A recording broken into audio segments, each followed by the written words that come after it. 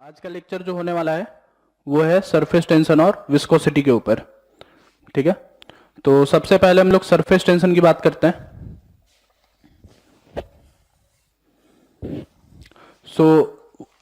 Surface tension को कैसे define करते हैं हम लोग? How do you define surface tension? तो सरफेस टेंशन फ्लूइड का एक इंटरनल प्रॉपर्टी है। फ्लूइड में ये बाय डिफॉल्ट उसमें प्रेजेंट है।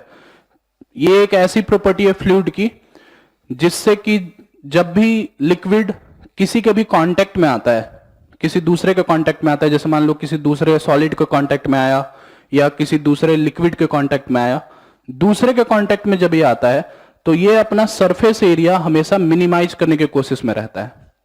मतलब जब भी लिक्विड दूसरे सरफेस से इंटरेक्शन में जाता है तो वो इंटरेक्शन हमेशा इस तरीके से रहता है सच दैट सरफेस एरिया हमेशा कम से कम हो। तो इस प्रॉपर्टी को ही हम लोग सरफेस टेंशन बोलते हैं। ठीक है, रीजन क्या होता है इसका? ऐसा अपने को क्यों देखने को मिलता है कि जब भी वो किसी के कांटेक्ट में आता है तो सरफेस एरिया मिनिमाइज करने की कोशिश में लग जाता है? ऐसा क्यों होता है? ऐसा इस वजह से होता है क्योंकि जैसे मान लो अगर तुम यहां पे एक लिक्विड लो कंटेनर में,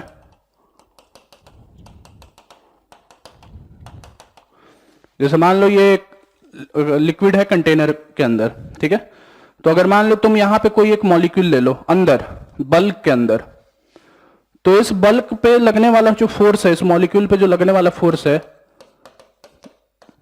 हर एक डायरेक्शन से इस पे फोर्स लगेगा, चारों डायरेक्शन से इस पे फोर्स लग रहा है। इसका मतलब यह है कि इस मॉलिक्यूल पे नेट फोर्स 0 के बराबर है। हर एक डायरेक्शन से फोर्स लग रहा है, इस मॉलिक्यूल पे नेट फोर्स 0 के बराबर है। लेकिन अगर मैं कोई भी मॉलिक्यूल यहां सरफेस पे कंसिडर करूं, टॉप पॉइंट पर या सरफेस के ऊपर, तो यहां पे तुम देख सकते हो कि इस पे जो फोर्सेस लग रहे हैं सिर्फ इधर के डायरेक्शन में लग रहे हैं। मतलब नीचे के डायरेक्शन में सिर्फ लग रहे हैं, ऊपर से कोई भी फोर्स नहीं लग रहा। तो क्या हम लोग ये बोल सकते हैं कि इस मॉलिक्यूल पे नेट फोर्स नीचे के डायरेक्शन में, इस पे नेट फोर्स जो है 0 के बराबर नहीं है। तो जब ये 0 के बराबर नहीं है तो इसका मतलब यह हुआ कि जो सरफेस है लिक्विड का वो हमेशा स्ट्रेस में रहता है। स्ट्रेस में रहने का मतलब यह है कि उस पर हमेशा जो है कुछ ना कुछ फोर्स देखने को मिलता है। सो फ्लूइड मैकेनिक्स में हमने ये डिस्कस किया था कि वो कभी भी फ्लूइड जो है कभी भी टेंजेंशियल फोर्स को टॉलरेट नहीं कर सकता। वो कभी भी नहीं चाहता कि कोई भी फोर्स जो है उसके टेंजेंट के डायरेक्शन में आए। इस वजह से इस फोर्स को मिनिमाइज करने के लिए अपने सरफेस पे सरफेस टेंशन का प्रॉपर्टी देखने को मिलता है अपने को। और ये जो सरफेस है, इस सरफेस के साथ या तो ये ऐसे बेंड हो जाता है या तो ये ऐसे बेंड हो जाता है, depending upon the contact angle, जो कि हम लोग आगे भी डिस्कस करेंगे। इन दोनों में से कोई एक अपने को बेसिकली मूवमेंट दिखता है सरफेस का, या तो इस तरीके से बेंडिंग हो जाती है या तो इस तरीके से बेंडिंग हो जाती है। सो इसी प्रॉपर्टी को हम लोग सरफेस टेंशन बोलते हैं, जिससे इस पे लगने वाले नेट फोर्स को मिनिमाइज करता है, या फिर दूसरे शब्दों में अगर हम बोले तो जो सरफेस एरिया है उस सरफेस एरिया को मिनिमाइज करने में लग जाता है। ठीक है, तो अगर मान लो कोई भी वाटर जो है, अगर कोई वाटर अगर फ्री फॉर्म में है, या कोई लिक्विड जो है अगर वो फ्री फॉर्म में है, हर एक डायरेक्शन से वो फ्री है, तो हर एक डायरेक्शन से कर्व होकर के क्या हुआ कि स्फेरिकल फॉर्म में कन्वर्ट हो जाएगा। अगर मान लो वो फ्री है, चारों डायरेक्शन से फ्री है, इधर से भी, ऊपर से भी, नीचे से भी, हर एक डायरेक्शन से फ्री है, तो इसका मतलब ये हुआ कोई स्फेरिकल फॉर्म में कन्वर्ट हो जाएगा। इस वजह से वाटर के जो ड्रॉपलेट्स बनते हैं वो हमेशा स्फेरिकल होते हैं फॉर्म में।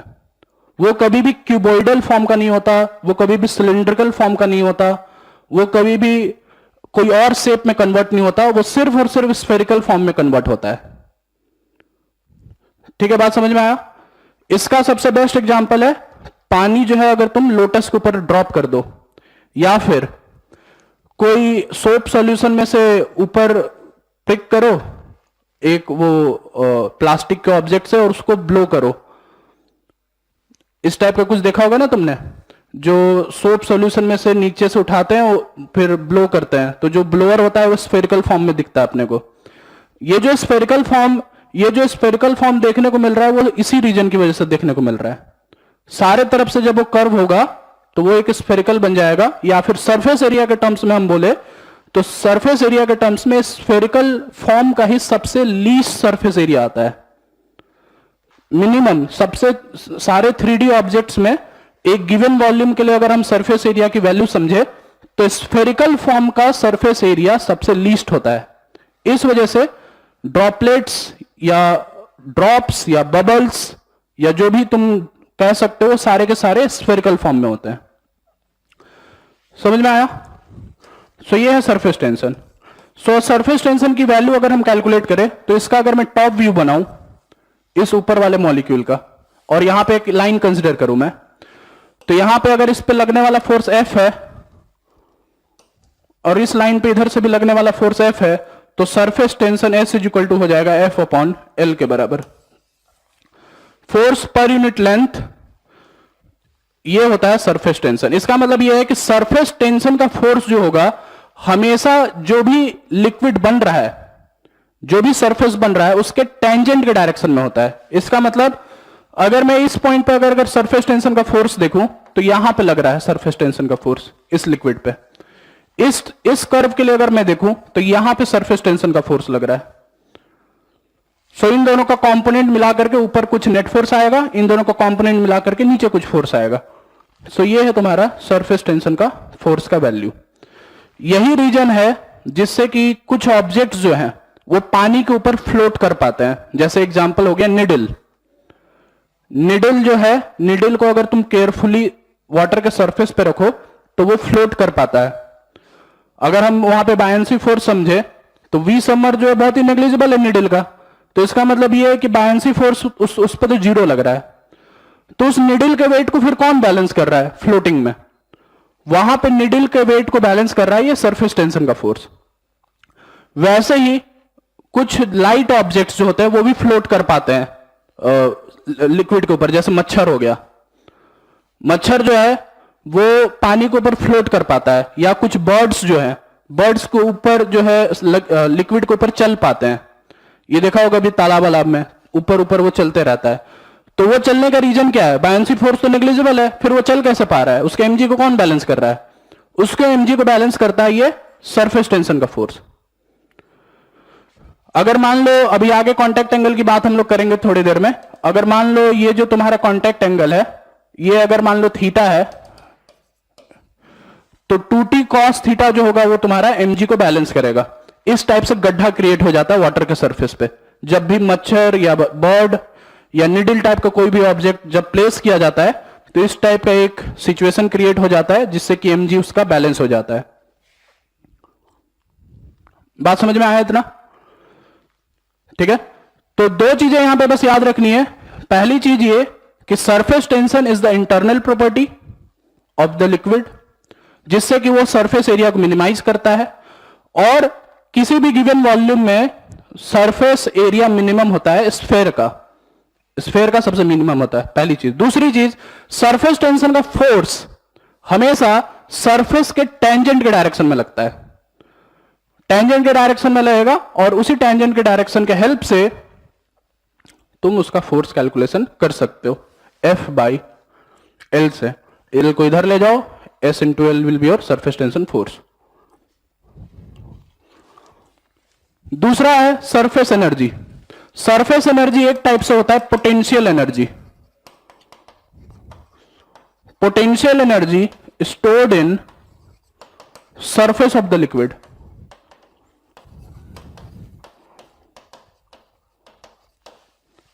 सरफेस जो है हमेशा स्ट्रेस में है फोर्स की वजह से। इस वजह से वहां पे कुछ ना कुछ खिंचावट होगा। उसका जो ऊपर वाला सरफेस है कुछ ना कुछ खींचेगा, तो खींचेगा तो उसमें कुछ ना कुछ पोटेंशियल एनर्जी स्टोर होगा, और वही पोटेंशियल एनर्जी सरफेस एनर्जी के बराबर कहलाता है। सो यहां पे सरफेस एनर्जी अपन दे सकते हैं इस रिलेशन से T is equal to dW by dA से, where dW is your potential energy. So potential energy is defined as surface tension into surface area. तो इस रिलेशन से तुम यहां पे देख सकते हो सरफेस एनर्जी का रिलेशन जो है ये कैलकुलेट कर सकते हो। यहां तक समझ में आया? ठीक है, चलो आगे बढ़ते हैं। सरफेस टेंशन एक स्केलर क्वांटिटी ही होता है, जैसे प्रेशर होता है एक स्केलर क्वांटिटी, वो वेक्टर क्वांटिटी नहीं होता है। उसी तरीके से ये भी एक स्केलर क्वांटिटी है, ये वेक्टर क्वांटिटी नहीं है। हाँ हाँ, टी कभी कभी यूज होता है, कभी कभी एस भी यूज होता है सिंबल फॉर्म में, दोनों यूज कर सकते हो। ठीक है, सो नेक्स्ट बात करते हैं एक्सेस प्रेशर इन ड्रॉप और बबल। सबसे पहले ड्रॉप, तो मान लो अगर यहां पे एक ड्रॉप है जिसका रेडियस आर है, अंदर का प्रेशर अगर पी आई है और बाहर का प्रेशर पी नॉट है, so P i minus P naught इसको दिया जा सकता है 2T बाई आर से। This P i minus P naught is called excess pressure. So excess pressure for any drop is equal to 2T by R. अंदर का pressure बाहर वाले से हमेशा ज्यादा होता है। बबल का अगर हम बात करें तो बबल में दो सरफेस बनता है, दो सरफेस वहां पे फॉर्म होता है। ये तुम्हारा दो सरफेस, ये दोनों सरफेस लगभग एक दूसरे के आसपास में ही रहता है, बहुत ज्यादा गैप नहीं होता है ये। इस वजह से यहां पे डेल्टा पी की वैल्यू अपन दे सकते हैं 4T बाई आर। ठीक है, तो डबल सरफेस होने की वजह से ये तुम्हारा एक्सेस प्रेशर होगा, और यहां पे सिंगल सरफेस जो कि ड्रॉप है उसकी वजह से यहां पे तुम्हारा ये होगा।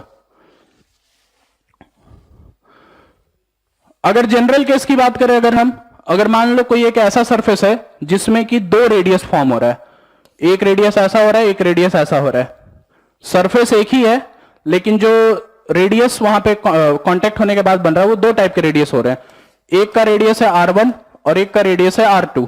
सो यहां पे जो तुम्हारा एक्सेस प्रेशर होगा, सबसे पहले ड्रॉप के केस में डेल्टा पी की वैल्यू होगी T into 1/R1 plus 1/R2।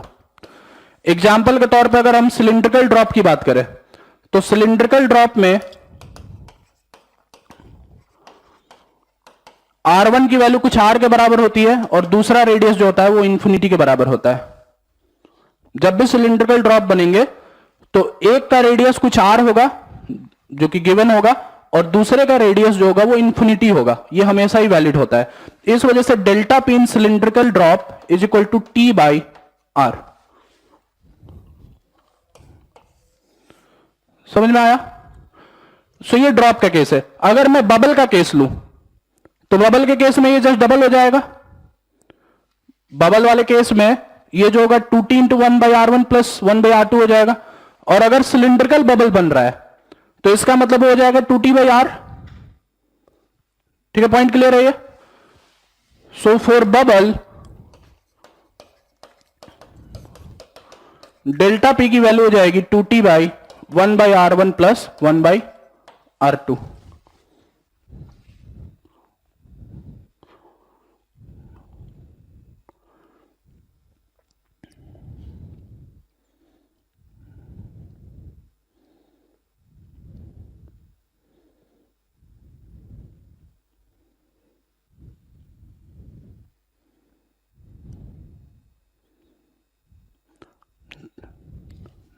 ठीक है, चलो आगे बढ़ते हैं।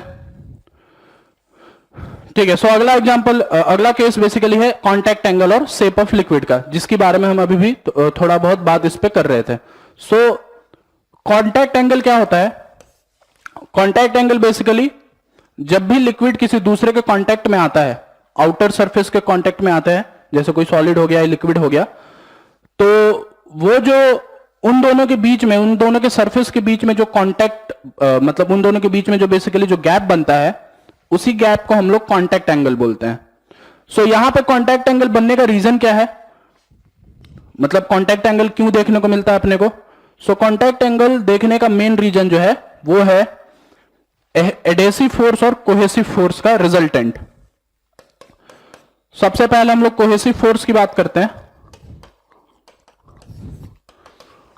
सो कोहेसिव फोर्स वहां लगता है जहां पे सेम टाइप के मॉलिक्यूल्स प्रेजेंट होते हैं, मतलब ये एक टाइप का इंटरनल फोर्स होता है, intermolecular force. Intermolecular force between same kind of atoms, ये होता है cohesive force.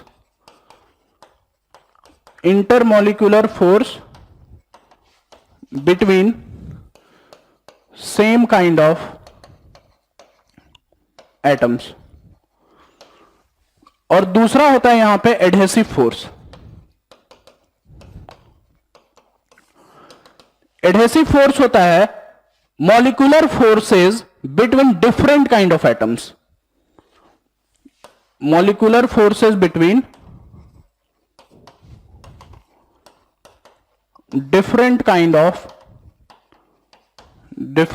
of atoms।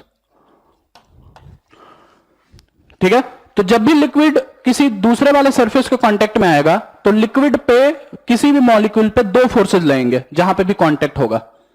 Liquid का कांटेक्ट जहां पे भी दूसरे सरफेस पे हो रहा है वहां के मॉलिक्यूल्स पे दो फोर्सेस लगेंगे।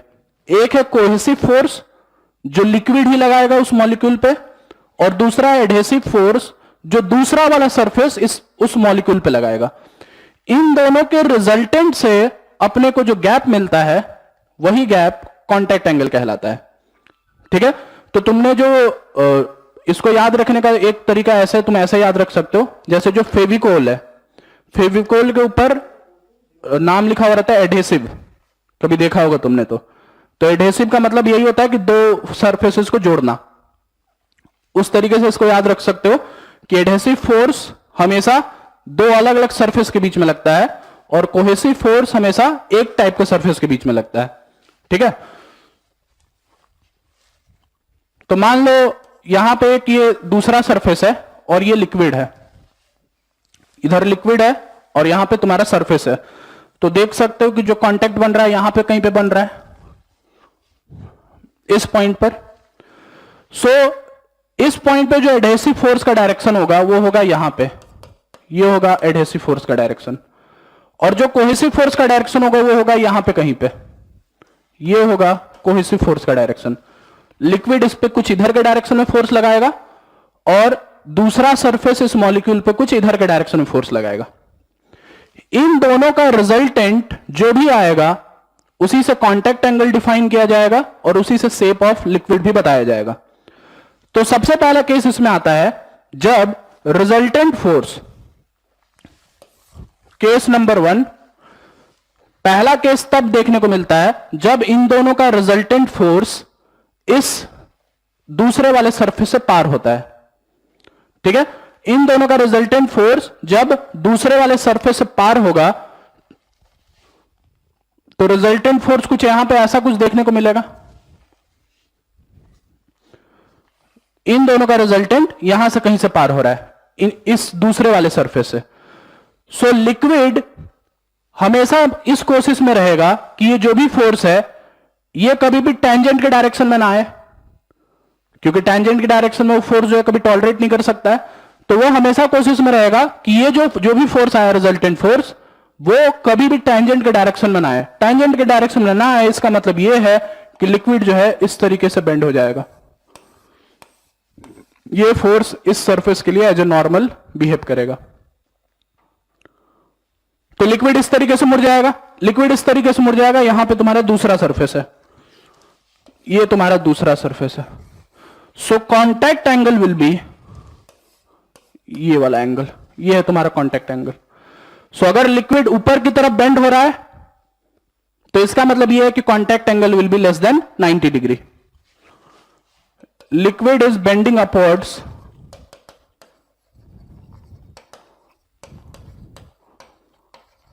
this implies theta is less than 90 degree. यह है सबसे पहला केस। दूसरा केस में क्या हो रहा है कि इन दोनों का रिजल्टेंट लिक्विड के अंदर से पार हो रहा है। इन दोनों का रिजल्टेंट लिक्विड के अंदर से पार हो रहा है। तो लिक्विड के अंदर से अगर पार होगा तो क्या रिजल्टेंट जो कुछ ऐसा दिखेगा,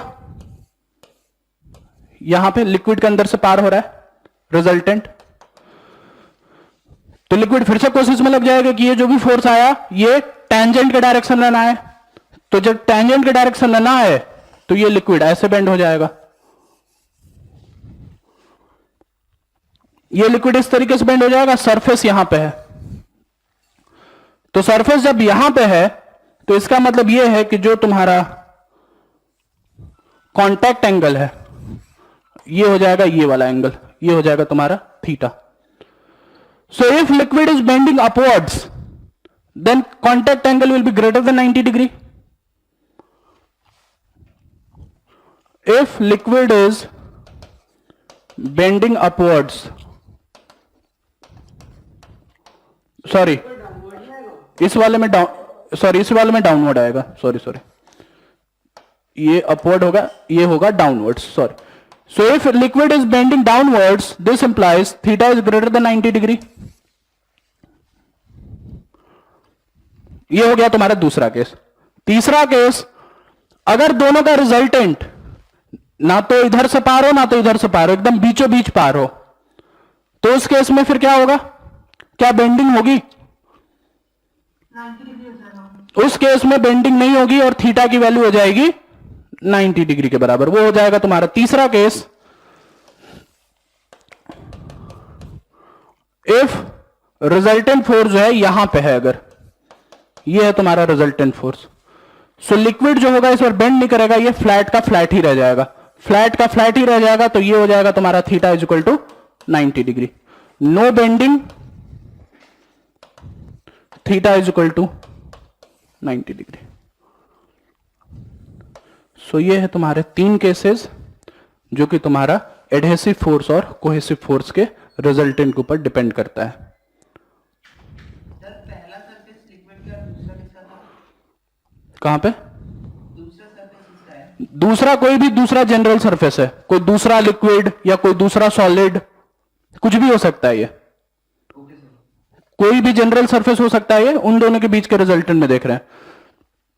ठीक है, तो ये तो हो गया तुम्हारा बेंडिंग अपवर्ड्स डाउनवर्ड्स और नो बेंडिंग का केस।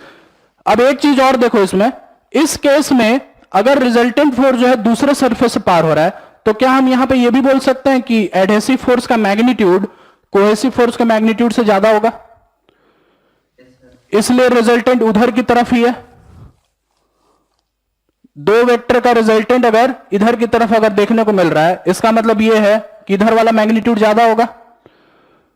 दो वेक्टर का मैग्नीट्यूड अगर इधर की तरफ है तो इसका मतलब यह है कि ये वाला मैग्नीट्यूड ज्यादा होगा, और इन दोनों का रिजल्टेंट अगर बीचों बीच है कहीं पे, इसका मतलब यह है कि इन दोनों का मैग्नीट्यूड बराबर होगा।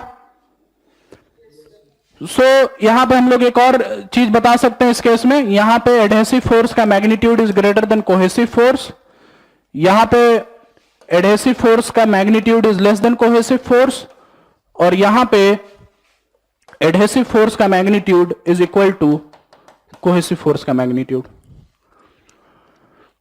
यह है ओवरऑल तुम्हारा कांटेक्ट एंगल और शेप ऑफ लिक्विड। कोई डाउट है इसमें?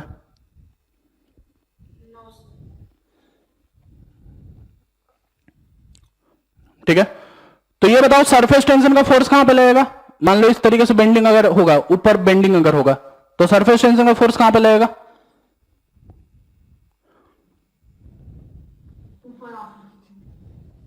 कहां पे, किस डायरेक्शन में?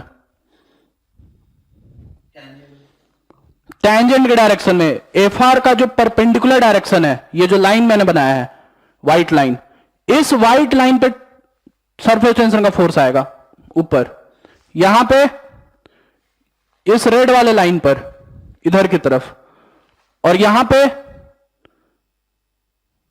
बताओ सरफेस की डायरेक्शन में यहां पे कहां पे लगेगा?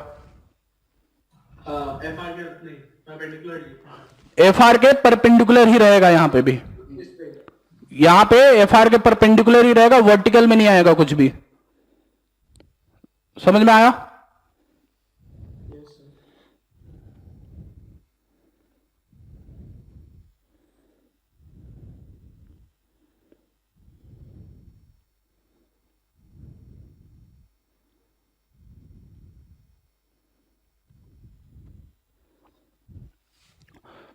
तो ये बताओ 0 डिग्री वाले कांटेक्ट एंगल पे और तीन एंगल्स मैं तुमको दे रहा हूं, एक में कांटेक्ट एंगल 0 है, एक में कांटेक्ट एंगल 180 है और एक में कांटेक्ट एंगल 90 डिग्री है। किस केस में सरफेस टेंशन का फोर्स सबसे ज्यादा होगा वर्टिकल डायरेक्शन में? 0 डिग्री, तीन एंगल्स में दे रहा हूं तुमको, कांटेक्ट एंगल एक में है 0 डिग्री, दूसरे में है 90 डिग्री और तीसरे में है 180 डिग्री। 0 डिग्री। तो किस केस में वर्टिकल में सबसे ज्यादा सरफेस टेंशन का फोर्स देखने को मिलेगा? 0 0। तो जीरो वाले में पूरा पूरा ऊपर ही हो जाएगा, यस। कोई कंपोनेंट करने को नहीं मिलेगा, पूरा पूरा ही ऊपर हो जाएगा। 180 डिग्री में पूरा पूरा नीचे हो जाएगा, 180 में 100% नीचे हो जाएगा, और 90 डिग्री में तो जीरो हो जाएगा। ठीक है, तो यही तीनों फोर्सेस अप्लाई करेंगे हम लोग अगले सेक्शन में, जो कि होगा कैपिलरिटी इफेक्ट।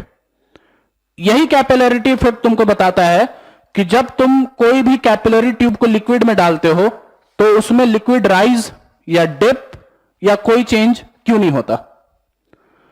कैपिलरी इफेक्ट के 3 केसेस होते हैं, एक में लिक्विड राइज करता है कैपिलरी में, एक में डिप करता है, और एक में वो कोई चेंज नहीं शो करता। वो तीनों केसेस जो है इन्हीं तीनों केसेस से रिलेटेड है, इसी सरफेस टेंशन के फोर्स से रिलेटेड है।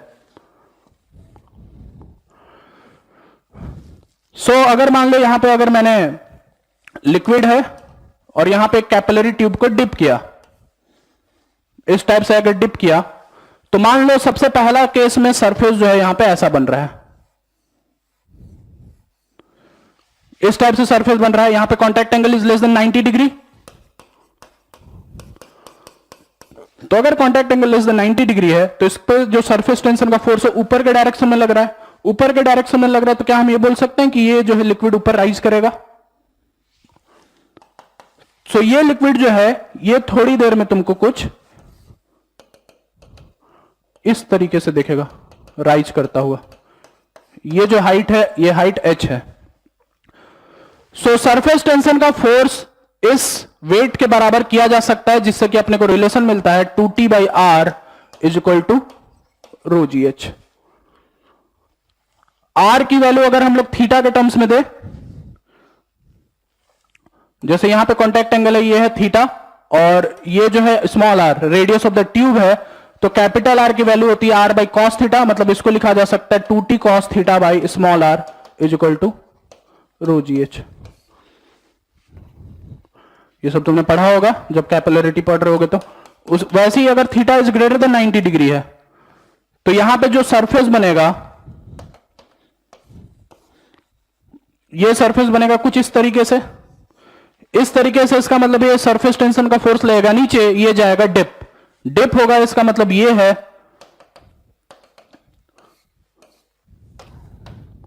ये जो लिक्विड है ये इस तरीके से दिखेगा, हाइट h। यहां पे भी अपन बोल सकते हैं कि 2T/R is equal to ρgh, या फिर 2T cos theta by small r is equal to ρgh। Theta की वैल्यू अगर ऑब्ट्यूज है h will be positive, rising होगी। थीटा की वैल्यू अगर निगेटिव है, सॉरी इसमें एक्यूट है इसमें ऑब्ट्यूज है, तो h की वैल्यू निगेटिव होगी, मतलब इसमें डिप होगा। और अगर थीटा का वैल्यू 90 डिग्री है तो उस केस में कुछ नहीं होगा, उसमें कुछ भी नहीं होगा, वो फ्लैट का फ्लैट ही रह जाएगा, h की वैल्यू 0 हो जाएगी। सो ये तीनों केसेस जो तुम्हारे कैपिलरिटी के। तीसरा केस लिख लेना खुद से, theta is equal to 90 degree पे नो चेंज, एंड लिक्विड जो होगा एकदम फ्लैट होगा, ना तो राइजिंग होगी ना तो डिप होगा। ये सारे केसेस है तुम्हारे कैपिलरिटी के। कोई डाउट है यहां तक?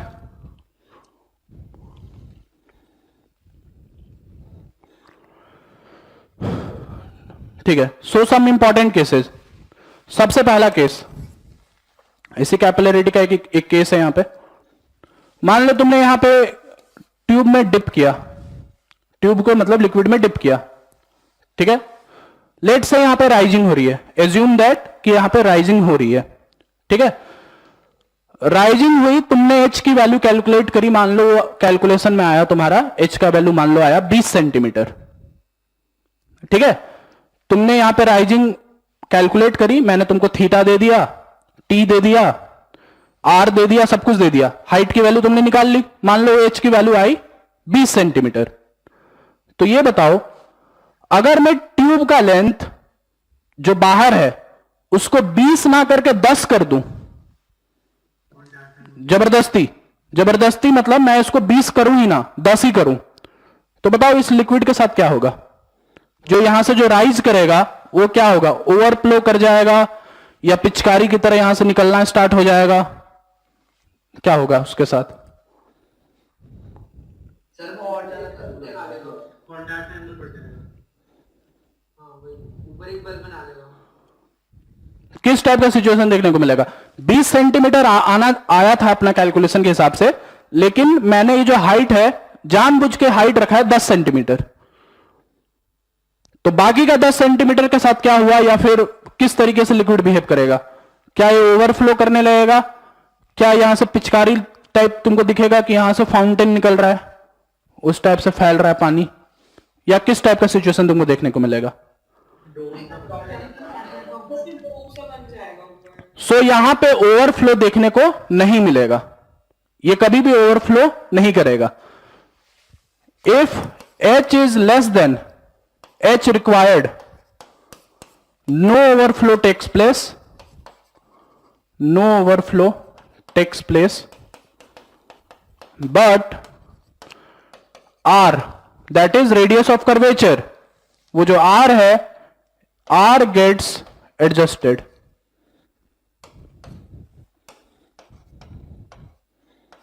R gets adjusted, that is theta changes, theta अपने आप को चेंज कर लेता है इस केस में। सो इसका रीजनिंग ये है कि 2t by R is equal to rho ji h है। इसका मतलब h into R is equal to 2t by rho g है।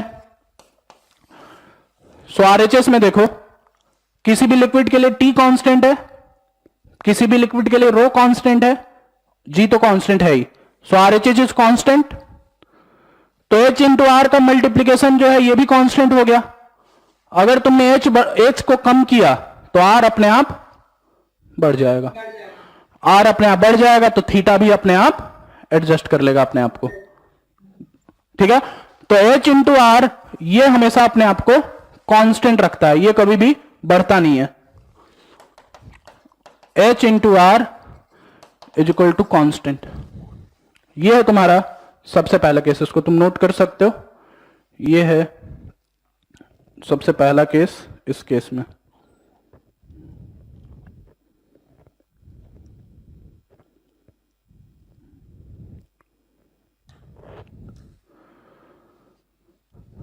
समझ में आया यहां तक? चलो इसको हटा रहा हूं मैं। दूसरा केस, दूसरा इंपॉर्टेंट केस, जब ये लिक्विड राइज होता है तो ये जो अपन H कैलकुलेट करते हैं rho ji h equal to 2t by r, ये एक्चुअली में इस पॉइंट से हाइट होता है। ये जो अभी हमने दिया ना 2t by R equal to rho ji H, उसमें जो H होता है ये एक्चुअली में इस पॉइंट से होता है। इसका मतलब ये है कि ये जो ऊपर वाला लिक्विड है, इस लिक्विड को अपन इग्नोर करके चलते हैं। ये वाला जो पोर्शन है यहां पे, इस पोर्शन को इग्नोर करके चलते हैं। अगर इस पोर्शन को इग्नोर ना किया जाए तो R की वैल्यू बदल जाएगी, सॉरी H की वैल्यू जो है वो बदल जाएगी। H की वैल्यू फिर देंगे, अगर इसको इग्नोर ना करे तो वो होगी H is equal to 2t by rho G R minus R by 3। उस सिचुएशन में जो H की वैल्यू होगी वो ये हो जाएगी, अगर हम इस पोर्शन को इग्नोर ना करें तो। ये याद रखना, एक आध दो सवाल कभी इस पे आए हैं जेई मेंस में। ठीक है, if volume is not ignored, is not ignored, ये है तुम्हारा करेक्शन इन वॉल्यूम का केस।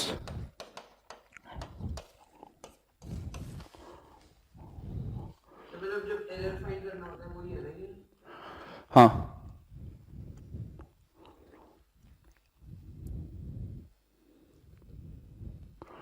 सो ये तुम्हारा सरफेस टेंशन के सारे केसेस, उसके एप्लीकेशंस, ये सब सारी चीजें हैं।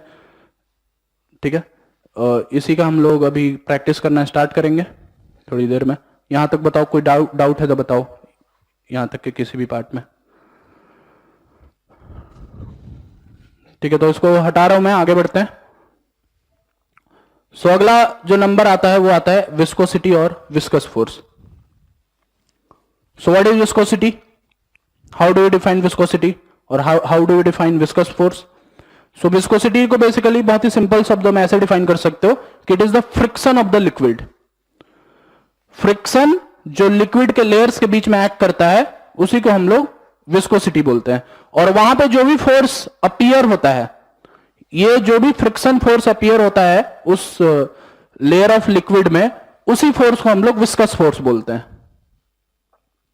ठीक है.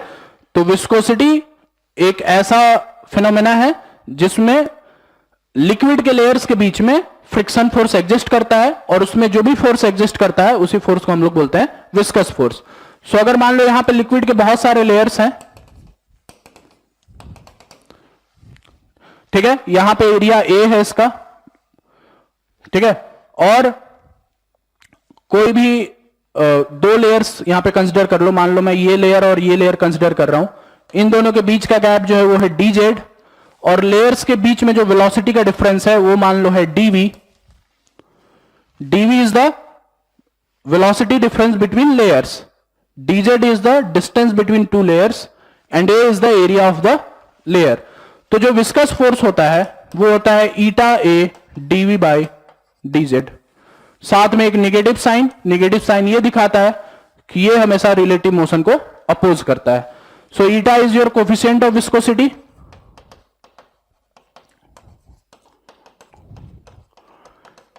A is the area of the layer being affected and dv by dz is called velocity gradient.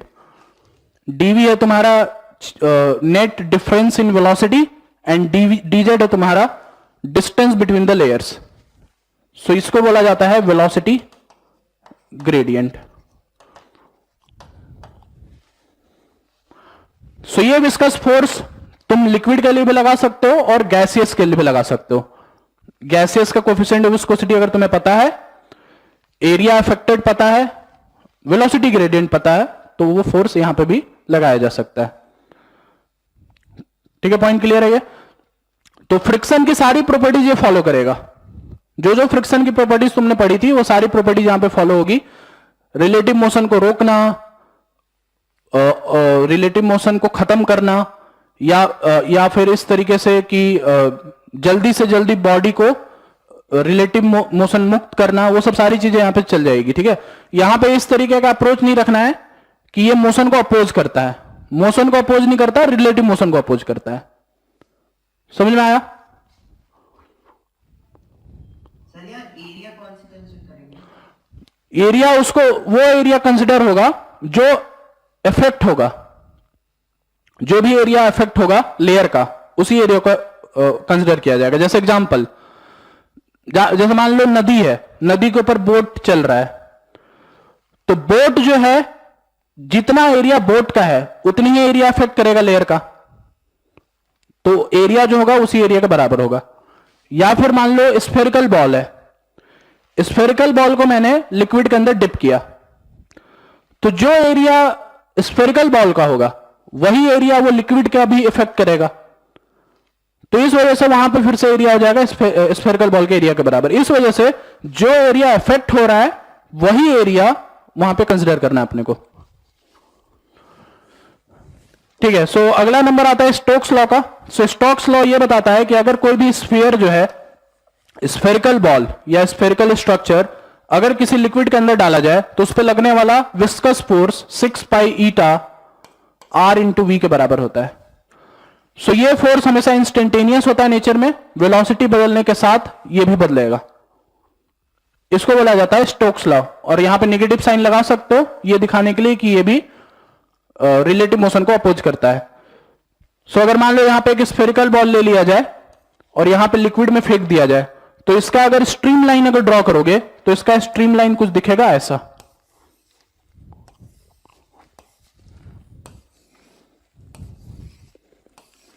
ये है स्ट्रीम लाइन इस स्फीयर के अराउंड. कुछ इस टाइप का दिखता है जब भी लिक्विड के अंदर इसको डाला जाएगा. तो इसकी वजह से तो बॉल स्पिन करती है. बॉल को अगर तुम हवा में फेंकते हो तो वो थोड़ी थोड़ी स्पिन करते हुए जाती है हमेशा. उसका रीजनिंग यही है. So eta is the coefficient of viscosity, r is the radius of this spherical ball and velocity v is the velocity of this spherical ball. ठीक है, तो ये इंस्टेंटेनियस होता है, v के साथ ये बदल सकता है. ठीक है, ये है स्टोक्स लॉ. सो अल्टीमेटली इसका एक एप्लीकेशन पे आते हैं जो कि है terminal velocity of ball. Terminal velocity of ball का मतलब यह है कि फाइनल वेलोसिटी जो बॉल गेन करता है जब तुम उसको लिक्विड में ड्रॉप करते हो. तो so it is called final velocity of the ball when dropped in liquid. So ये फाइनल वेलोसिटी तुमको तब मिलता है जब बॉडी पे लगने वाला नेट फोर्स 0 के बराबर हो जाता है. सो अगर एक स्फेरिकल बॉल को कंसीडर किया जाए, तुमने इसको लिक्विड में ड्रॉप कर दिया है, तो यहां पे एक फोर्स लगेगा बायंसी फोर्स, एक फोर्स लगेगा यहां पे विस्कस फोर्स, और नीचे इस पे लग रहा है mg. सो यहां पे हम लोग बोल सकते हैं कि fb plus fv is equal to mg. इसका मतलब बायंसी फोर्स हो जाएगा rho liquid into v into g plus ये v सबमर्ज्ड है, ये कैपिटल V है. ठीक है, plus viscous force that is 6 pi eta r into v naught is equal to mg that is rho of object into v of object into g. Volume की value put कर सकते हो यहां पे 4/3 pi r cube. सो ये हो जाएगा rho l 4/3 pi r cube into g plus 6 pi eta r v is equal to rho naught 4/3 pi r cube into g. इस रिलेशन को यहां पे इधर उधर कर लेना, इस v की वैल्यू मिल जाएगी, यही v होगा तुम्हारा terminal speed of the ball. Relation याद करने की जरूरत नहीं है, बस ये याद रखना कि इस तरीके से निकाला जाता है, v की वैल्यू जो है तुमको मिल जाएगी. इसी को बोला जाता है terminal velocity of the ball. So ultimately last अपन पहुंचते हैं इस पे जो कि है पॉइजन्स इक्वेशन. तो पॉइजन्स इक्वेशन जो है वो किसी भी ट्यूब पे लगता है, ट्यूब पे लगाया जाता है. सो पॉइजन्स इक्वेशन ये एक्सप्लेन करता है कि किसी भी ट्यूब के दो एंड्स पर जो प्रेशर डिफरेंस होगा वो pressure difference 8 mu L Q upon pi into R S to power 4 के बराबर होता है. Where mu is called coefficient of viscosity या डायनेमिक विस्कोसिटी, बात बराबर ही है. L is the length of the tube, Q is the volume flow rate, वो वॉल्यूम फ्लो रेट जो हमने फ्लूइड डायनेमिक्स में डिस्कस किया था, डीवी बाई डी टी वाला है ये volume flow rate. Pi is the pi and r is the radius of the tube. So अगर मान लो एक ऐसा ट्यूब है, इसका लेंथ एल है, इसका रेडियस जो है आर है, एक लिक्विड यहां से एंटर हो रहा है और यहां से एग्जिट हो रहा है. यहां का प्रेशर अगर P1 है, यहां का प्रेशर P2 है, तो delta P is equal to P1 minus P2, और इसी की वैल्यू है ये है तुम्हारा पॉइजन्स इक्वेशन. सो बोला जा रहा है कि दो बबल्स हैं यहां पे, एक 4 सेंटीमीटर का और 5 सेंटीमीटर का, दोनों को मिलाया गया. तो दोनों को मिलाया गया तो यहां पे एक सरफेस बना. इस सरफेस का रेडियस पूछा जा रहा है कि सरफेस का रेडियस क्या है. सो यहां का प्रेशर मान लो P1 है, यहां का प्रेशर मान लो P2 है, और बाहर का प्रेशर जो है P0 है. ठीक, तो इन दोनों के बीच में जब एक्सेस प्रेशर लगाओगे तो P1 minus P0 is equal to 40/R1. इन दोनों के बीच में जब एक्सेस प्रेशर लगाओगे तो P2 minus P0 is equal to 40/R2. दोनों को माइनस कर दो, दोनों को माइनस करोगे तो P1 minus P2 is equal to 40/R1 minus 40/R2 हो जाएगा. अब ये P1 माइनस P2 क्या है, इस सरफेस के रिस्पेक्ट में, ये जो कॉमन सरफेस है इसके रिस्पेक्ट में, इन दोनों के रिस्पेक्ट में क्या यहां का एक्सेस प्रेशर है, ये इस सरफेस के रिस्पेक्ट में. मतलब क्या मैं इसको 40/R लिख सकता हूं, 40 कट गया, R की वैल्यू कैलकुलेट कर लो यहां से, R1 और R2 डाल के क्वेश्चन सॉल्व हो जाएगा.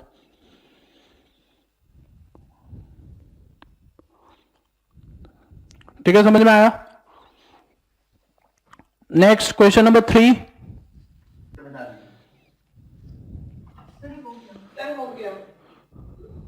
चलो इसको हटाऊं मैं। Question number 3, so two bubbles are there A and B, A is greater than B, A is greater than B का मतलब radius of A is greater than radius of B, are joined through a narrow tube. So ये radius of ए है और एक tube से एक दूसरे radius के साथ ज्वाइन कर रखा है, ये ए है और ये बी है। तो ये बताओ यहां का प्रेशर ज्यादा है या यहां का प्रेशर ज्यादा है? टीबी का। तो इसमें अगर हम लोग एक्सेस प्रेशर का फॉर्मूला लगाए तो P A minus P naught is equal to 40 by r A, और उसके लिए अगर हम लगाएं तो P B minus P naught is equal to 40 by r B. जिसका रेडियस ज्यादा उसका प्रेशर कम, जिसका रेडियस कम उसका प्रेशर ज्यादा। तो ये लो प्रेशर पे है और ये हाई प्रेशर पे है, तो दोनों को अगर कनेक्ट करोगे तो मैटर किधर फ्लो करेगा? High pressure to low pressure. High pressure to अगर लो प्रेशर फ्लो करेगा तो ए जो है और बढ़ेगा और बी जो है और छोटा हो जाएगा। So correct option will be size of A will increase, और बढ़ जाएगा वो।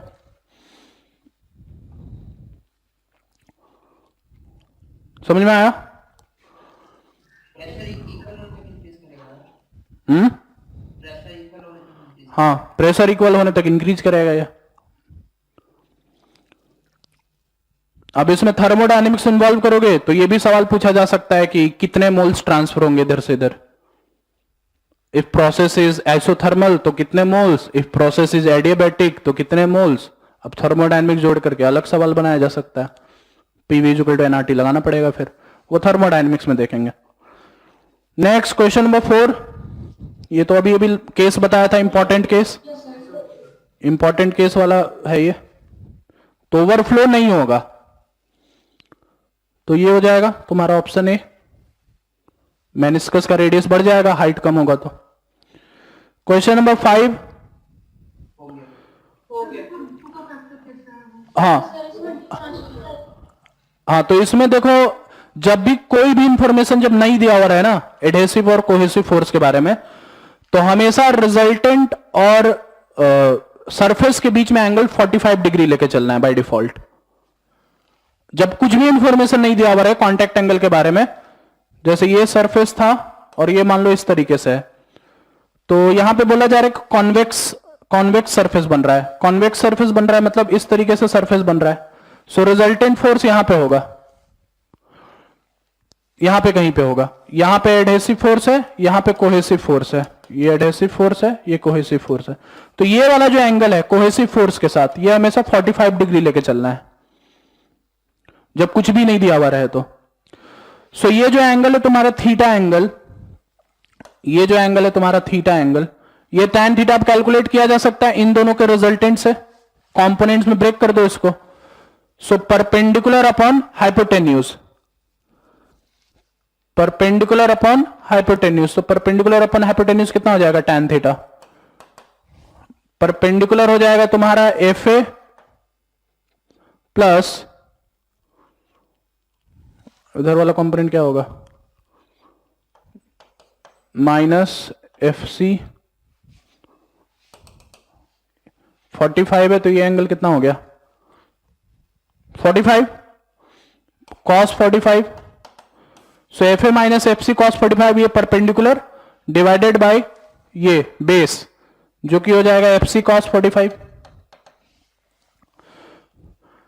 सो इसका मतलब ये हुआ कि ये जो थीटा है ये ग्रेटर देन 0 होगा। कांटेक्ट एंगल थीटा नहीं है, ये कांटेक्ट एंगल यहां पे है। ये जो थीटा है ये एफ और एफ सी के रिजल्टेंट से आया है, ये ग्रेटर देन 0 है। सो ये ग्रेटर देन 0 है तो ऊपर वाला भी ग्रेटर देन 0 होगा। So F A minus F C cos 45 is greater than 0। F C को उधर ले जाओ, रिजल्ट आ गया। F A is greater than F C by √2। सिर्फ कॉन्वेक्स उल्टा लिखे ना, ये तो आप है कॉन्वेक्स के ऊपर होगा ना, तो कॉन्वेक्स होगा। कॉन्वेक्स ही तो है। होता है ना, कर्व वाली साइड बाहर होती है। कॉन्वेक्स नीचे और कॉन्केव नीचे, कॉन्वेक्स ऊपर। नहीं, कॉन्केव ऐसे हो ना, बेंड वो मिरर का जिस साइड रिफ्लेक्टेड होता है एक साइड पॉलिश होता है। हाँ, तो ये होता है कॉन्केव। कॉन्केव हो गया, और यही इसी में बना हुआ है। यहाँ पे कॉन्केव बना है ना वाटर। अच्छा नीचे की तरफ बना। अच्छा, तो अब इसमें ये क्लियर करना पड़ेगा कि ये कॉन्वेक्स किस साइड में है, लिक्विड के साइड में है कि एयर के साइड में है। अगर कॉन्वेक्स जो है एयर के साइड में है तब तो ये सही है, ये सही है, यही आंसर होगा।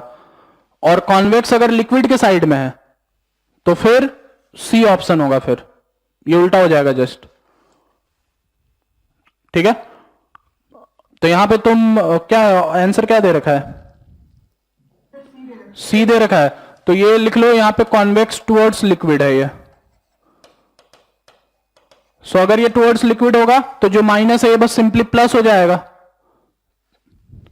ठीक है, प्लस हो जाएगा मतलब ये करेक्ट हो जाएगा, साइन यहां पे बदलेगा तो ये उल्टा हो जाएगा। ठीक है, ठीक है। नेक्स्ट क्वेश्चन नंबर 6 हो गया ना, ये डायरेक्ट सवाल था ये। ठीक है, क्वेश्चन नंबर 7।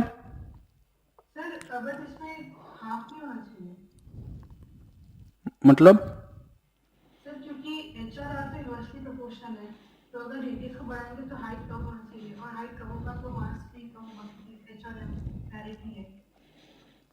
तो इफेक्टिव रेडियस क्या है जब तुमने ग्लास रॉड को अंदर डाल दिया, तो कितने में लिक्विड ऊपर बढ़ सकता है? सर ये दूसरा क्वेश्चन है, इसमें ये वाला बोल रही हो कि अगला वाला? 6 वाला हो गया ना? सर इस सिक्स की बात कर रहे हैं। अच्छा अच्छा अच्छा, 6 वाला। हाँ हाँ हाँ, क्या सवाल है? सर रेडियस और हाइट इन्वर्सली प्रोपोर्शनल होता है, तो फिर अगर हम रेडियस को बढ़ाएंगे तो हाइट कम हो जानी चाहिए, और हाइट कम होगी तो फिर मास भी कम हो जाना चाहिए। लेकिन यहां पे इन्होंने ये बोल रखा है ना कि capillary tube is very large. Capillary tube जो है ऐसा नहीं है ना कि मतलब फिक्स है हाइट, वो बहुत ज्यादा उसका वो है।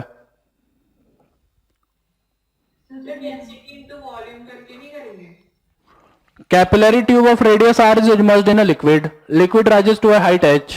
Corresponding mass is m. What mass of water shall rise in the capillary tube if the radius of the tube is doubled? Radius double हो रहा है, हाइट पे कोई लिमिटेशन नहीं है, हाइट पे कोई लिमिटेशन नहीं है। इन्होंने ये नहीं बोल रखा है कि ट्यूब का जो हाइट है वो लिमिटेड है, वो अनलिमिटेड है। जब तक स्पेसिफाई ना किया जाए तब तक हम लोग अनलिमिटेड ही लेके चलेंगे। तो अगर पहले केस में तुम्हारा आया 2t cos theta by r is equal to rho g h1, तो अगले वाले केस में आएगा 2t cos theta by 2r is equal to rho g h2। तो h2 की वैल्यू जो होगी हाफ ऑफ इनिशियल हो जाएगी। अब मास की बात करते हैं। सो मास जो इनिशियल था वो था rho into volume, so rho into pi r square into h1, और m डैश की वैल्यू जो बाद में आएगी वो आ जाएगी rho into pi 2r square into h2। Radius double किया है तो पाई आर स्क्वायर h2 की वैल्यू यहां पे डाल दो, तो मास जो होगा इन दोनों में रिलेशन देखोगे तो m dash will be equal to 2m, m dash will equal to 2m, तो ये तुम्हारा आंसर हो जाएगा। जब तक हाइट में लिमिटेशन ना दे, बोल ही रखा है कि हाइट जो है उतनी ही है, फिर तुम अपना रेडियस ऑफ वो मेनिस्कस वो तुम चेंज करोगी।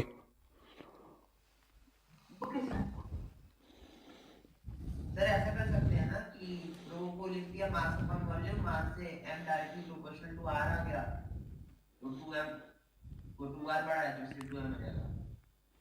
नहीं, सो ये नहीं कर सकते, ये नहीं कर सकते। r और h कांस्टेंट रहता है तो उससे हाइट कितनी इंक्रीज होगी, h/2 होगी, फिर उससे मास रो की वैल्यू कैलकुलेट करके पहले वाले से मास अपॉन वॉल्यूम से, फिर दूसरे में वो कर दिया। मास के लिए तो ये एक्सप्रेशन लगाना पड़ेगा, मास का डायरेक्ट रिलेशन नहीं है आर के साथ। आर भी चेंज हो रहा है और एच भी चेंज हो रहा है। एच और H1 में, H1 और H2 में जो तुम बोल रहे हो वो कर सकते हो। H into R is constant, so R is if changing then H will also change। वहां से H1 और H2 में रिलेशन आ जाएगा, लेकिन कितना मास में डिफरेंस आया उसके लिए तो वॉल्यूम की जरूरत है ना तुम्हें, और इस वॉल्यूम में H और R दोनों बदल रहा है। दोनों फैक्टर को तुमको लेके चलना पड़ेगा ना, सिर्फ R के टर्म्स में नहीं बोल सकते ना सिर्फ। Next question number 7 yes sir हो गया ना ये। इफेक्टिव रेडियस बस R2 माइनस R1 हो जाएगा, बाकी सब कुछ तो वैसा ही है। ठीक है, यस सर क्वेश्चन नंबर 8। सही बता दीजिए। ये तुमने ये सिंबल देख के छोड़ दिया होगा, क्वेश्चन में कुछ है नहीं। चलो होना चाहिए, होना चाहिए, अजीबो गरीब टाइप लगे छोड़ना चाहिए, ठीक है, दिमाग खराब हो जाता नहीं तो उसमें। सो क्वेश्चन पढ़ो। Large number of droplets each of radius a coalesce to form a bigger drop. Coalesce का मतलब क्या होता है? मिक्स करना, मिक्सअप हो रहा है। सो बहुत सारे ड्रॉपलेट जो है वो एक बिगर ड्रॉप में फॉर्म हो रहा है of radius B. Assume that the energy released in the process is converted into kinetic energy. So what is the velocity of the drop? This is surface tension and this is density. मान लो total जो droplets हैं वो n है, मान लेते हैं कि total n droplets हैं, ठीक है। तो वॉल्यूम अगर कंजर्व करें तो n into 4/3 pi a cube is equal to 4/3 pi b cube हो जाएगा। सो क्या यहां से b की वैल्यू आ गई? a into n raised to power 1/3, 4/3 pi और 4/3 पाई कट गया, b और a में ये रिलेशन आ गया। अब जो एनर्जी का डिफरेंस आएगा वो हम सरफेस एनर्जी से निकाल सकते हैं, surface tension into surface area. So delta E is equal to initial energy minus final energy. Initial energy कितना होगा?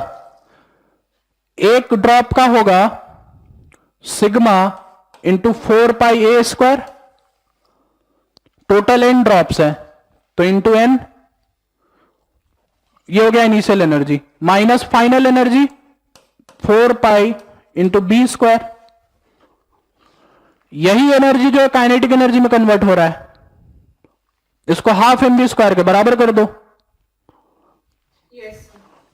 सो हाफ एम, एम मतलब रो इंटू वॉल्यूम, मतलब 4/3 pi B cube into v square is equal to ये कहानी। B की value substitute कर दो, N हर जगह से कट जाएगा, वेलोसिटी का एक्सप्रेशन आ जाएगा तुम्हारा, क्वेश्चन सॉल्व हो जाएगा।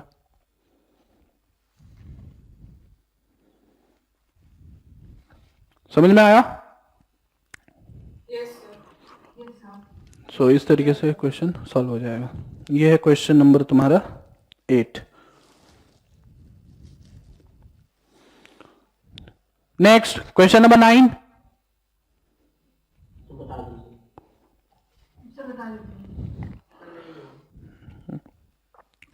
ठीक है, क्वेश्चन नंबर 9 भी बढ़िया क्वेश्चन है।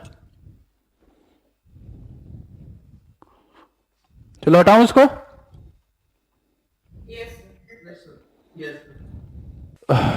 इसमें जो है करेक्ट ऑप्शन है बी। बी इस वजह से क्योंकि जो बी वाला जो कर्व है वो कुछ ऐसा है, इस टाइप से है,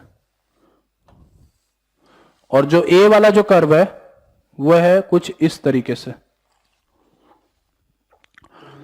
सो दोनों सेम नहीं है, दोनों सेम इस वजह से नहीं है क्योंकि जो ए है उसमें जो वेलोसिटी जो है जिस तरीके से चेंज हो रहा है, जिस तरीके से चेंज हो रहा है, एक कॉर्नर आ रहा है, यहां पे कॉर्नर आ रहा है, इसका मतलब यहां पे एक जर्क लगेगा बॉल पे, चेंज इन मोमेंटम देखने को मिलेगा। और जो स्मूथ ट्रांजिशन हो रहा है यहां पे, इस स्मूथ ट्रांजिशन में कहीं पे भी जर्क नहीं आएगा, किसी भी इंस्टेंट पे जो वेलोसिटी का जो चेंज है वो नेग्लिजिबल चेंज है। इस वजह से इस केस में कोई भी जर्क नहीं आएगा और इस केस में जर्क आएगा। अब सोच के देखो कि अगर एक बॉल को तुमने लिक्विड में ड्रॉप किया है तो उस लिक्विड जब वो टर्मिनल वेलोसिटी की तरफ अप्रोच करेगा तो विदाउट एनी जर्क वो अप्रोच करेगा। एक बार जब लिक्विड में डूब गया तो वो फिर उस पर कोई भी जर्क नहीं लगेगा, वो स्मूथ ट्रांजिशन में वेलोसिटी का चेंज में आएगा या टर्मिनल वेलोसिटी को अचीव करेगा। इस वजह से करेक्ट ऑप्शन बी है, ना कि ए। सर जैसे क्वेश्चन में जो ग्राफ दिया है उसमें तो बीबी स्ट्रेट लाइन कैसे करना है? ये ग्राफ थोड़ा अच्छे से नहीं आ पाया है। ग्राफ ऐसा दिखता है, मतलब चारों ऑप्शन जो है कुछ इस तरीके से दिखते हैं। ठीक है, तो ये तुम्हारा एक्सप्लेनेशन है, जर्क नहीं आना चाहिए। 2 स्पेरिकल बबल जो है वो कंसोल हो रहा है। V is the change in volume, S is the total change in surface area and surface tension ये दे रखा है। सो रिलेशन कौन सा इसमें होगा वो अपने को पता करना है। सो वॉल्यूम जो चेंज होगा वो होगा 4 pi A cube plus 4 pi 3 pi B cube minus 4 by 3 pi C cube. A और बी जो है ये स्फेरिकल बबल्स का रेडियस है और इन्हीं दोनों से सी बनाया जा रहा है, मतलब जो नया वाला स्फेरिकल बबल बनाया जा रहा है उसका रेडियस सी है। सो वॉल्यूम चेंज ये होगा और जो तुम्हारा सरफेस एरिया का चेंज आएगा वो आएगा 4 पाई ए स्क्वायर प्लस 4 पाई बी स्क्वायर माइनस 4 पाई सी स्क्वायर। ठीक है, अब इसके अलावा तीनों में एक्सेस प्रेशर का एक्सप्रेशन लिख सकते हैं अपन, जो कि है P1 minus P naught is equal to 40 by A. दूसरे वाले के लिए P2 minus P naught is equal to 40 by B और तीसरे वाले के लिए लिख सकते हैं P3 minus P naught is equal to 40 by सी।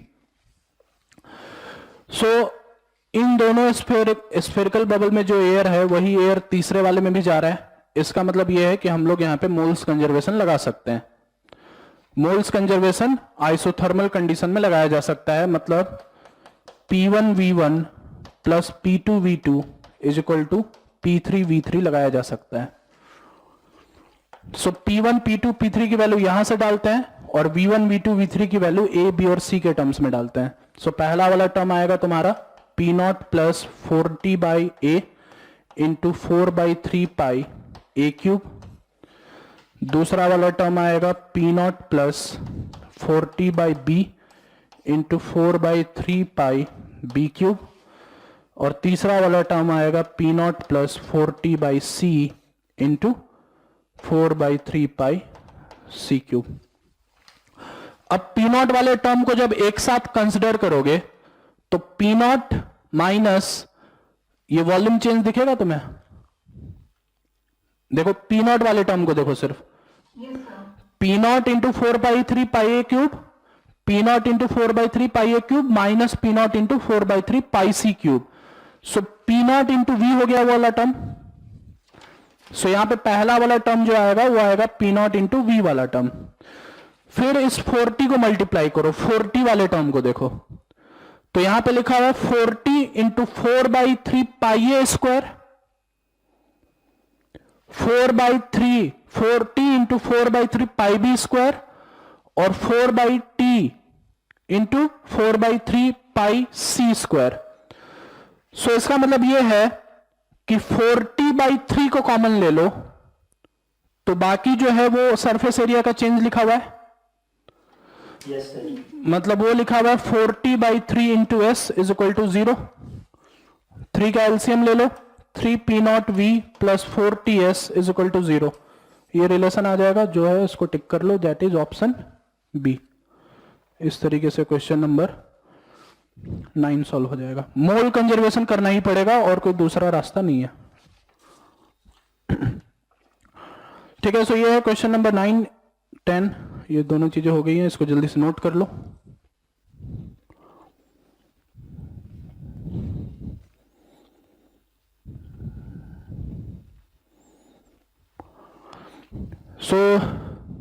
अच्छा, एक सवाल और दिया था उधर, वो वाला डिस्कस करते हैं। इसको हटाऊं मैं? Yes, sir. ठीक है, ये वाला सवाल। यहां पे मैंने तुमको बोला था कॉन्टैक्ट एंगल 0 डिग्री ले लेना, theta is equal to 0 degree है। अपने को एच की वैल्यू निकालनी थी इसमें। ठीक है, अगर मान लो इस पॉइंट पे प्रेशर जो है पीबी है, यहां पे पीबी प्रेशर है और यहां पे पीए प्रेशर है। ये वाला जो सरफेस है उधर की तरफ है, मतलब क्या हम लोग यहां पे ये बोल सकते हैं कि P not minus P not minus P B is equal to 2t cos 0 upon R2, और इस वाले की तरफ से के लिए बोल सकते हैं P not minus P A is equal to 2t cos 0 by R1। Surface tension का एक्सप्रेशन लगा दिया। अब फ्लूइड डायनेमिक्स लगाओ इसमें। फ्लूइड डायनेमिक्स ये बोलता है कि सेम लेवल का प्रेशर जो है बराबर होना चाहिए, मतलब जो प्रेशर इस पॉइंट पे वही प्रेशर इस पॉइंट पे भी होना चाहिए, और ये हाइट h है। तो क्या हम लोग ये बोल सकते हैं कि PB plus rho ji h is equal to P ए?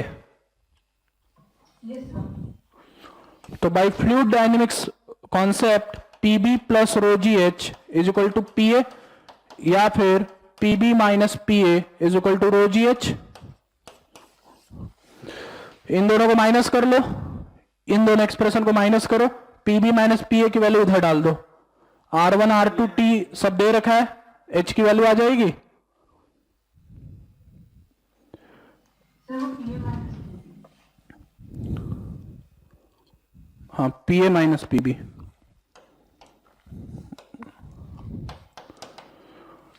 सो यहां पे वाटर कंसिडर कर लेना, रो इज इक्वल टू 1000 kg पर मीटर क्यूब।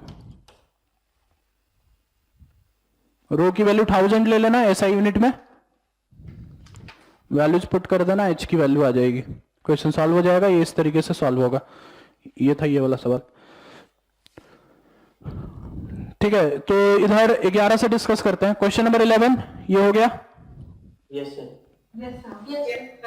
ठीक है, डायरेक्ट है ये। ठीक है, क्वेश्चन नंबर 12 तो ये वाला बना दीजिए।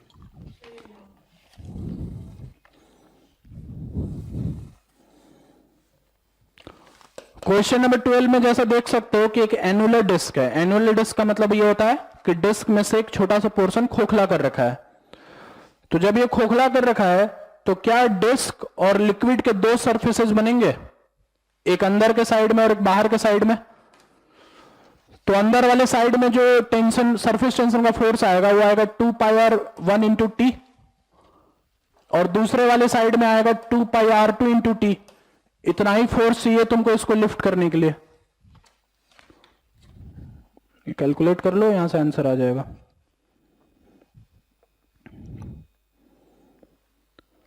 इसमें जी का कोई यूज नहीं है ना?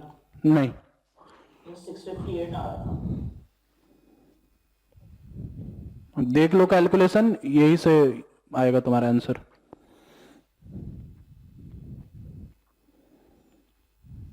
जी का कोई यूज नहीं है, मास भी नहीं दे रखा ना वैसे भी।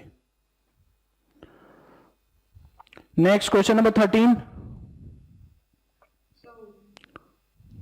सर हो गया, उसका E आ रहा था। उसका ये आ रहा है। ये आ रहा था। हाँ भाई, ये आ रहा है उसका। हाँ, इसका आंसर ए ही होगा, ए होगा, ए करेक्ट आंसर है। वही चेंज इन एनर्जी निकालना है basically, initial energy minus final energy. अब ये भी एक सवाल भी किया था हमने। Yes, sir. Question number 14। क्या हो गया? क्वेश्चन नंबर 14 हो गया। Yes, sir. एल्जेब्रिक सम पूछा है, एल्जेब्रिक सम पूछा है, वेक्टर सम नहीं पूछा है। एल्जेब्रिक सम मतलब मैग्नीट्यूड का सम पूछा है, ना कि वेक्टर का सम। तो हर एक लेंथ पर दो दो सरफेस बनता है फिल्म का, एक आगे की तरफ से और एक पीछे की तरफ से। जैसे मान लो अगर ये तुम्हारा ये है तुम्हारा स्क्वायर फ्रेम है, इसको लिक्विड में जब तुम डाल के निकालोगे तो एक सरफेस इधर साइड में बनेगा और एक सरफेस इधर साइड में बनेगा। तो हर एक लिक्विड पर जो है, हर एक लेंथ पर जो है दो दो सरफेस देखने को मिलेगा। सो दो दो सरफेस अगर देखने को मिलेगा तो एक साइड से सरफेस टेंशन होगा T इंटू एल, दूसरे साइड से भी होगा T इंटू एल। ये एक का हो गया। ऐसे कितने लेंथ अवेलेबल हैं? 4 इंटू 4 हो जाएगा, बस ये हो जाएगा तुम्हारा सम। वेक्टर सम अगर पूछता तो सिर्फ वर्टिकल डायरेक्शन वाला एडअप होता, हॉरिजॉन्टल वाला कट जाता। तो उस केस में फिर आता सिर्फ 4TL। यहां पे अलजेब्रिक सम पूछा है, इस वजह से आंसर आएगा 8TL। Next question number 15। Question number 15 इसी के ऊपर है। फिल्म है, दो सरफेस बनेंगे, 2 TL is equal to mg equate करोगे, TL is equal to mg equate करोगे तो फिर आधा आंसर आएगा। 2TL is equal to mg, दो सरफेस बनता है हमेशा। क्वेश्चन नंबर 16 यस सर हो गया। हो गया। पॉइज जो होता है वो CGS यूनिट होता है। 1 पॉइज इज इक्वल टू कितना ये होता है SI यूनिट में? 0.1 होता है ये, न्यूटन सेकेंड पर मीटर स्क्वायर। इसको SI यूनिट में कन्वर्ट कर लेना और फॉर्मूला लगा दो, viscous force equal to eta A dV by dz। Area दे रखा है, थिकनेस दे रखा है, हाँ छोटा वाला एरिया हाँ, छोटा वाला एरिया कंसिडर करेंगे, ऊपर वाला क्योंकि मूव हो रहा है। Smaller plate is moving with respect to larger plate, तो छोटा वाला एरिया वही बस इफेक्ट डालेगा ना लेयर पे। तो छोटा वाला एरिया कंसिडर करना है, थिकनेस 1 मिलीमीटर, ईटा, वेलोसिटी ग्रेडियंट जो होगा वो 10/1 हो जाएगा, उसको SI यूनिट में सब में कन्वर्ट कर लेना, विस्कस फोर्स निकल के आ जाएगा। Question number 17 yes sir direct formula के ऊपर ये भी 6 pi eta R into V ये लगाना है। हो गया ना? बायनेंसी को इग्नोर करना है यहां पे, ठीक है। So mg is equal to 6 pi eta R भी कर देना है, उससे जो वेलोसिटी आएगा वही तुम्हारा टर्मिनल वेलोसिटी होगा। क्वेश्चन नंबर 18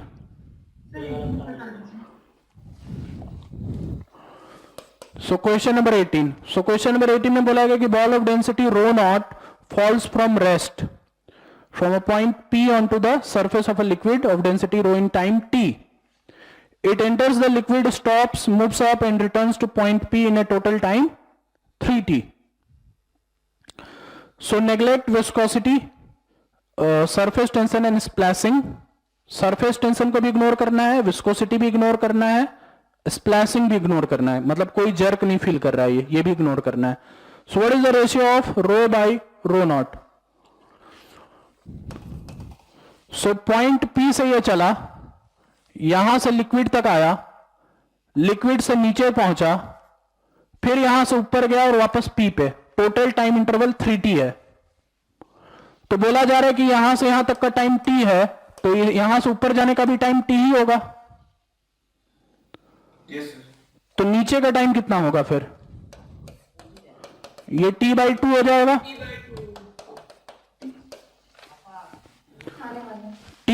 t/2, फिर ऊपर जाते हो t/2 और लास्ट में t, क्योंकि सरफेस टेंशन, विस्कोसिटी ये सब कुछ इग्नोर करना है यहां पे, ठीक। अब जब बॉल को इधर से इधर ड्रॉप करोगे तो इस मोमेंट पे वेलोसिटी कितनी होगी? क्या ये वेलोसिटी √2gh के बराबर होगी? Yes, sir. √2gh के बराबर होगी ये। h की वैल्यू अपन t के टर्म्स में निकाल सकते हैं, या वेलोसिटी की वैल्यू अपन t के टर्म्स में दे सकते हैं, जो कि होगा g इंटू टी के बराबर, v is equal to u plus at से। अब यहां से यहां जा रहा है t/2 टाइम में, तो इस पॉइंट से इस पॉइंट के बीच में लगाओ equation. Final velocity is equal to 0 is equal to initial velocity minus acceleration. जब ये अंदर जाएगा तो इसका एक्सेलरेशन कितना होगा?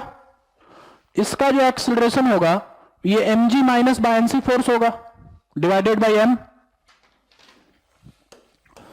सो mg हो जाएगा तुम्हारा rho naught into v into g minus buoyancy force rho l into v into g divided by mass, that is rho naught into v into t/2।